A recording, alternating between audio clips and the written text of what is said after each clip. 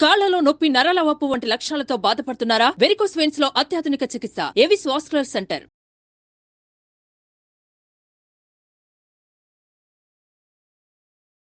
నమస్తే అమ్మా. నమస్తే అమ్మా. అమ్మా, లలిత సహస్రనామాలు తప్పు లేకుండా చదవాలంటే ఎలా? రెగ్యులర్గా చదివే వాళ్ళకంటే స్పష్టత, క్లారిటీ ఉంటుంది, కానీ అప్పుడప్పుడే మొదలు పెట్టే వాళ్ళకు కూడా ఉండదంటారు మీరు. అసలు అన్ని తప్పులే చదువుతున్నారంటారు. ఎలా? ఎక్కువ మంది చదవాలా? ఎక్కువ మంది తప్పులే చదువుతున్నారు. ఎక్కువ మంది తప్పులే చదువుతున్నారు. మరి ఎలాగమ్మా తప్పులే? కొత్తగా మొదలుపెట్టిన వాళ్ళే సరిగ్గా నేర్చుకునే అవకాశం ఉంది. అంతే అంటారా? ముందరి నుంచి చదువుతున్న వాళ్ళు 100 సార్లు వాళ్ళని సరిచేసిన అవే తప్పులు చదువుతూ ఉంటారు. ఇలా తప్పులు చదవడానికి కారణం నేను చాలాసార్లు చెప్పాను. ఇంగ్లీషులో టైప్ చేసేటటువంటి తెలుగు టైపులు వచ్చిన తర్వాత డా రాయాలంటే డి టైప్ చేస్తారు. డి టైప్ చేస్తే అది డాకి దాకి రెండిటికి. క్లారిటీ కోసం డిహెచ్ కొడతారు. డిహెచ్ కొట్టేటప్పటికి దానా ధానా అని చేత ధా వచ్చేస్తుంది. అక్కర్లేని చోట్లంతా ధా వస్తుంది. తర్వాత అక్షరాలు ఎక్కడ విడదీయాలో ఎక్కడ కలపాలో తెలియదు. రాముని తోక పివరుండిట్లని ఏలాగా ఉంటాయి, అర్థాలు తప్పిపోతాయి. పైగా మీరు లలిత సహస్రం అన్నారు కదా, కాదు, లలితా రహస్యనామ సాహస్రం. లలితా దీర్ఘం ఉంది, రహస్యనామ సాహస్రం. అన్ని సహస్రనామాలు అయితే ఒక్క లలిత మాత్రమే రహస్యనామ సహస్రం. రహస్యంగా ఉంటుంది. రహస్యంగా ఉంటుందంటే బీరువాలో దాస్తారని కాదు అర్థం. అందులో అర్థం ఓ పట్టాన్ని ఎవరికి అర్థం కాదు. జాగ్రత్తగా గమనించుకోండి. మీరు అజాగ్రత్తగా కనుక చదివినట్టయితే పొరపాటు అర్థం వస్తుంది. అది చాలా శక్తివంతమైంది. శక్తివంతమైనటువంటి దానిని సరిగ్గా చదివితే ఎంత శక్తి కలుగుతుందో పొరపాటుగా చదివితే అంత పొరపాటు వస్తుంది కదా. అందుచేత తప్పులు లేకుండా చదవడానికి ఏం చెయ్యాలి అంటే, ఇది బాగా వచ్చినటువంటి వారి దగ్గరికి వెళ్ళి ముఖత నేర్చుకోవలేను. అదే ముందు నేర్చుకోవడానికి వాళ్ళ దగ్గరికి వెళ్ళి కూర్చుని మీరు చెప్పండి వాళ్ళు చెప్తూ ఉంటే వీళ్ళు తిరిగి అని అన్నది సరిగ్గా ఉందో లేదో వాళ్ళు ఒప్పుకునేదాకా సరి చేసుకుంటూ చేయాలి. చాలామందికి జ్ఞాపనకడం రాదు. శ్రీమాత శ్రీ మహారాజ్ఞి అనలేక శ్రీ మహారాజ్ఞి అంటారు. రాజ్ఞి అంటే రా అగ్ని అని పిలిచినట్టే ఉంటుంది. అగ్నిని పిలుచుకుంటే ఏమవుతాయి మన కాపురాలు? మరి చిన్నవే కానీ ఎంత పొరపాటు కదమ్మా. కదా, మరి జాగ్రత్తగా ఉండాలి. ఉచ్చారణలో స్పష్టత లేకపోతే ఎటువంటి ప్రమాదం వస్తుందని ఒక ఉదాహరణ చెప్తా. చాలామంది సుపుత్రాప్రాప్తి రస్తు అని దీవిస్తూ ఉంటారు. ఎంత తప్పమ్మా అది. సుపుత్ర ప్రాప్తిరస్తు అనాలి. సుపుత్ర ప్రాప్తిరస్తు అంటే అర్థం ఏంటి? సుపుత్ర అప్రాప్తిరస్తు. అక్కడ దీర్ఘం పెడితే అర్థం పోయిందా? పోయింది కదా. మరి ఇప్పుడు ఏమైంది? వాళ్ళ అదృష్టవంతులై వాళ్ళకి నిజంగా దేవుడు అనుగ్రహిస్తే సుపుత్రుడు పుట్టక పుత్రిక పుడుతుంది. అదృష్టం. పుత్రుడే పుట్టాడు అనుకో, వాడు సుపుత్రుడు కాడు, కుపుత్రుడు అవుతాడు. అంత పవర్ ఉంటుంది. పవర్ ఉందనే కదా ఆశీర్వచనం తీసుకుంటున్నా. నీకు ఆశీర్వదిస్తే దానివల్ల ఫలితం ఉంటుంది అని నమ్మకం ఉంటే ఆశీర్వదించమంటున్నావా, లేకపోతే అంటున్నామా? ఉంది కదా. వాళ్ళ మాట జరుగుతుంది అని నమ్మకం కదా. వాళ్ళు చెడ్డ మాట మాట్లాడితే చెడే జరుగుతుంది, మంచి మాట మాట్లాడితే మంచి జరుగుతుంది. అంతేగా, ఏదైనా నమ్మకంతోనేగా. నమ్మకమే కాదు, అక్షరాలకు అంత శక్తి ఉంది. నమ్మకం అయితే సరిపోలేదమ్మా, అక్షరాలకు శక్తి ఉంది కదా. నేను మీతో రా అని పిలిచానమ్మా, వస్తారు. రా అన్నా, ఎలా ఉంది? అంటే కోపంతో పిలిచినట్టుగా ఉంది కదమ్మా. అర్థం తేడా ఉందా? అర్థంలో తేడా లేదు. రామ్మ అంటే కమ్మనే అర్థం. కానీ రా అన్నదానికి రా అన్నదానికి భావనలో తేడా ఉంది. భావన మాత్ర సంతుష్టాయై నమో నమః అనుంది అమ్మవారి నామం.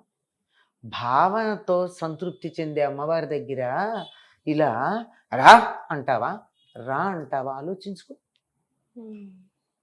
ఒక్క ఉచ్చారణలో స్పెల్లింగ్ మిస్టేక్ లేదు, ధ్వని మిస్టేక్ లేదు, ఓన్లీ ఇంటోనేషన్ అంటారు ఆంగ్లంలో, కాకువు అంటారు తెలుగులో. ఉచ్చారణ చేసేటప్పుడు మన మనోభావం ఆ అక్షరం మీద ఒత్తి పలుకుతుంది, ఒత్తి పలకడం అంటారు. దానివల్ల ఇంత తేడా వచ్చినప్పుడు అమ్మవారి అనుగ్రహం కోసం మనం ప్రార్థిస్తూ ఆవిడ్ని మనని అనుగ్రహించమని కోరాలా, ఆగ్రహించమని కోరాలా? అనుగ్రహించమనే కోరాలి కదమ్మా. మరి మనం అడిగేది ఆగ్రహించమని కదా. కొన్ని నామాలు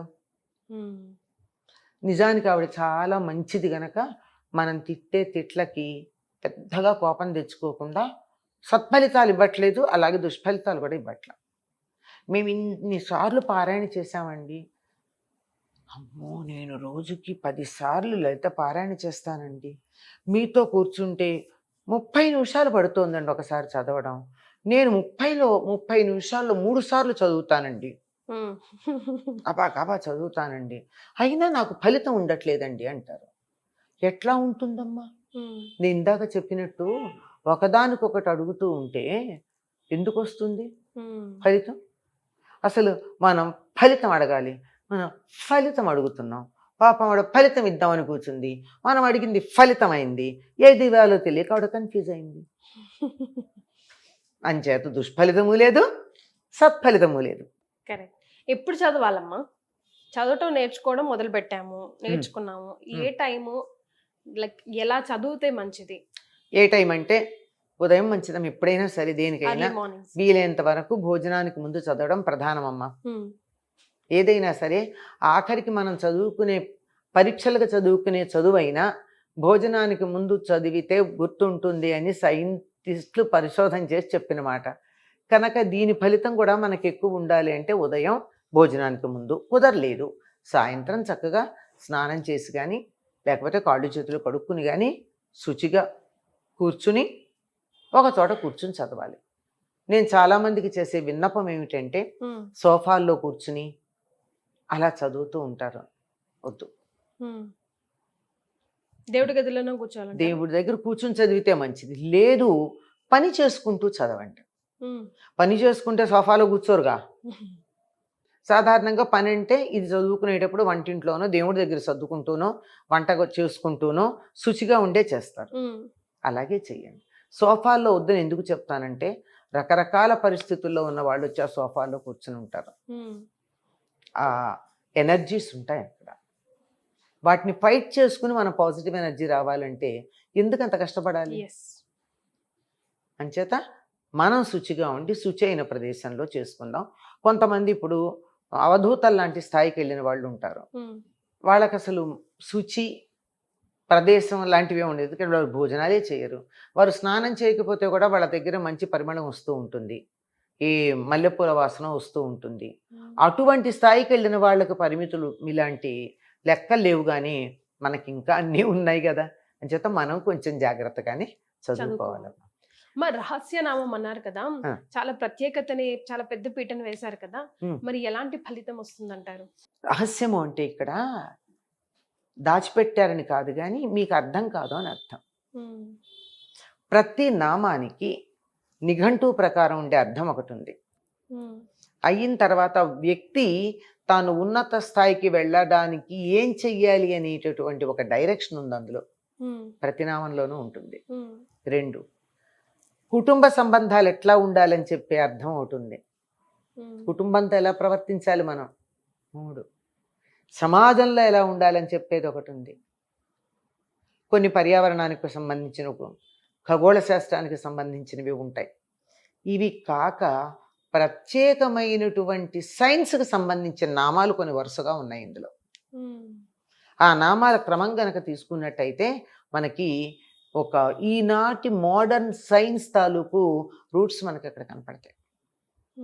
ఉదాహరణకి వజ్రేశ్వరి వామదేవి అనే నామం దగ్గర నుంచి సర్వౌదన ప్రీత చిత్తాయాకిన్యంబ స్వరూపిణి అని చెప్పే నామం దాకా ఉన్నవి పైకేమో చక్రాల గురించి చెప్పినట్టు ఉంటుంది. లోపల అర్థం ఏమిటి అంటే జాగ్రత్తగా గమనిస్తే మొదటి నెల గర్భస్థ శిశువు ఎలా ఉంటుంది, ఎలా ఎదుగుతుంది, దాని లక్షణాలు ఏమిటి, ఏ అవయవాలు ఏర్పడతాయి, అప్పుడు ఏ రకమైనటువంటి ధ్వనులు చేస్తే బిడ్డకి బాగుంటుంది, ఎటువంటి ఆహారం తీసుకుంటే తల్లికి మంచిది. అట్లా 6 నెలల వరకు బిడ్డ ఎదుగుదల, తల్లి తీసుకోవాల్సిన జాగ్రత్తలు, తినవలసిన ఆహారాలు, బిడ్డ ఎదుగుదలలో ఏ ఏ అవయవాలు ఎప్పుడు ఎలా ఏర్పడ్డాయి, ఈ వివరాలన్నీ ఉంటాయి. అది ప్రత్యేకమైన సైన్స్. అలాగే విద్యుత్ శక్తి గురించి సంబంధించినవి కొన్ని ఉన్నాయి, అయస్కాంత శక్తికి సంబంధించినవి కొన్ని ఉన్నాయి, ఖగోళ శాస్త్రానికి సంబంధించినవి కొన్ని ఉన్నాయి. ఇట్లా అనేక రకాలైనటువంటి శాస్త్రాలకు సంబంధించిన విశేషాల నామాలు ఉన్నాయి. ఇవన్నీ అందులో ఉన్నటువంటి రహస్యార్థాలు అని చెప్పారు. అందుకని జాగ్రత్తగా చదవాలి. ఎక్కడన్నా విడదీయటంలో కానీ, కలపడంలో కానీ, ఉచ్చారణలో కానీ తేడా వస్తే పొరపాటు అర్థం వస్తుంది. మనం ఈమెయిల్ పంపుతాం, స్పెల్లింగ్లో తేడా వస్తే నీకు పంపిన ఈమెయిల్ నీకు అందుతుందా అమ్మా? పోనీ స్పెల్లింగ్ బాగానే రాశాను, డాటో, హ్యాషో, ఎక్స్క్లమేషను, కామానో మిస్ చేశాను, నీకు వస్తుందా నా ఈమెయిల్? ఇక్కడి నుంచి ఇక్కడికే రాదే, ఇక్కడి నుంచి అక్కడెక్కడికో నేను పంపుతున్నది ఎట్లా పెడుతుందమ్మా? వెళ్ళాలి కదా. నా విన్నపం, నా అభ్యర్థన వెళ్ళాలా? వెళ్ళాలి అంటే నే కరెక్ట్ ఈమెయిల్ ఇవ్వాలి కదా. ఈమెయిల్ ఎలా ఉంది? ఇక్కడ అక్షరాల్లో ఉంది. మనం సిరి లాంటివి ఉన్నాయే, అలెక్సా లాంటివి, అవి వాయిస్తో ఉన్నాయి కదా. మీ అలెక్సా, నేను అలెక్సా అని పిలిస్తే పలకదు కదా. మీ గొంతునే గుర్తుపడుతుంది, నా గొంతుని ఎందుకు గుర్తుపట్టదు? ఎవరు నేర్పారు దానికి? There is a science behind it. అటువంటి సైన్స్తో కూడుకుని స్తోత్రాలు మనకి తయారు చేసి మనం అడిగినటువంటి రిక్వెస్ట్ ఎక్కడికి వెళ్ళాలి అన్నది అందులో పెట్టారు. జాగ్రత్తగా సేమ్ మెయిల్ ఐడికి వెళ్ళేట్టు మనం చెప్పగలగాలి అంటే తప్పనిసరిగా సరిగ్గా ఉచ్చారణ చేయాలి. దీనికోసం నేను ప్రస్తుతం ఏమో నాకు తెలియదు కానీ 28 days ఇద్దరు విద్యార్థులను కూర్చోబెట్టుకుని ప్రతి అక్షరం ఎట్లా ఉచ్చరించాలి, జ్ఞా ఎట్లా ఉచ్చరించాలి, స ష స ఎలా ఉచ్చరించాలి, చితిస్తత్పద లక్ష్యార్థ అన్న చోట దాన్ని ఏ రకంగా నేర్చుకుంటే ఒక్క సిలబుల్ కూడా మిస్ అవ్వకుండా అంటారు. ఎంతమంది అనగలరమ్మా? చితిస్తత్పద లక్ష్యార్థ. దీన్ని పర్ఫెక్ట్గా ఎలా అనాలి? వక్త్ర లక్ష్మీ పరివాహ. చాలా మంది వక్త్ర అన్నారు, వక్ర అనేసి వెళ్ళిపోతూ ఉంటారు, తా వినపడదు. వక్త్ర. ఇప్పుడు వక్ఫ్ బోర్డ్ అని ఎంతమంది సరిగ్గా అనగలరు కదా. అలా అందులో ఒక స్పీడ్ తో, ఒక రిథమ్ తో వెళ్తూ ఉంటే అదే. దీన్ని ఎలా చదవాలి, ఎక్కడ తర్వాత దురాచార సమయం ఎందుకు విడదీయకూడదు, ఇలాంటివన్నీ నేర్పిస్తూ ఇద్దరు విద్యార్థినులను కూర్చోబెట్టుకుని నేను అని వాళ్ళ చేత అనిపించి పైన అర్థం చెప్పి ప్రతి చిన్న సిలబుల్ కూడా చెప్పేది. జ్ఞా ఎలా పలకాలి, నాలిక ఎలా ఉండాలి, నాలిక ఎట్లా పెట్టాలి, పళ్ళు ఎలా ఉండాలి, పెరిమిలు ఎలా ఉండాలి జ్ఞాపలికేటప్పుడు, ఇవి నేర్పించానమ్మా. ఇవి యూట్యూబ్లో ఉన్నాయి. 28 days పట్టింది. అంటే డీటెయిల్డ్ మీనింగ్ చెప్పలా. నేను చెప్పాను కదా, 5 మినిమం 5 మ్యాక్సిమం 6 స్థాయిల అర్థాలు ఉంటాయి ఒక్కొక్క నామానికి. అవేమీ చెప్పాల. ఊరికే పైన ఇది ఇలా అంటే అర్థం ఏమిటి, ఇలా విడదీసి మీరు పొరపాటుని ఇట్లా అన్నారనుకో దాని అర్థం ఎట్లా మారిపోతుంది. భవద వసుధ వృష్టి అని చదువుతారు. భవద సంసారం ఇచ్చేది, వసుధ బంగారం ఇచ్చేది, వృష్టి వర్షం కురిసేది. అమ్మో ఎన్ని జన్మలు, మళ్ళీ జన్మలు అడుగుతున్నాం మనం. కాదు, భవదావ సుధా వృష్టి అని చదవాలి. దాన్ని విడిగా చదివితే అర్థం మారిపోయింది కదా. అందుకని ఎక్కడ విడదీయాలి, ఎక్కడ ఇలా అంత ప్రతి చిన్నది కూడా నేర్పించానమ్మా. 28 days పట్టింది. దట్ యూట్యూబ్ లైవ్లో ఉంది. నేర్చుకోదలుచుకున్న వాళ్ళకి ఇది ఒక బంపర్ ఆఫర్ అనే చెప్తానమ్మా.